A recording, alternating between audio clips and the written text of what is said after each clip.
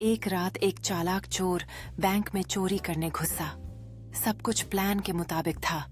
CCTV बंद, alarm fail, guard सोया हुआ। फिर आया असली मजा। एक आधुनिक तिजोरी जो खुलती थी सिर्फ फेस स्कैन या फिंगरप्रिंट से। चोर बोला, इसे भी खोल लूंगा। जैसे ही उसने हाथ लगाया, तिजोरी ने कहा, अनऑथराइज्ड एक्सेस, लॉकडाउन प्रारंभ। और अगले ही सेकंड चोर तिजोरी में फंस गया। वह चोर घबराया हुआ दिखता है जब उसे एहसास होता है कि वह आधुनिक तिजोरी के अंदर फंस गया है।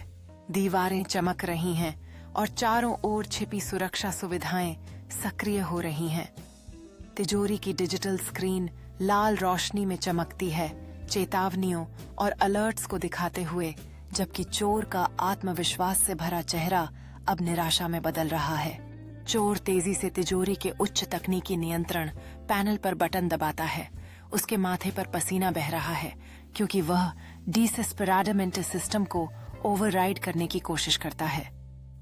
तिजोरी की डिजिटल स्क्रीन पर एक खतरनाक काउंटडाउन टाइमर दिखाई देता है जो लॉकडाउन शुरू होने से पहले केवल कुछ सेकंड्स दर्शाता है।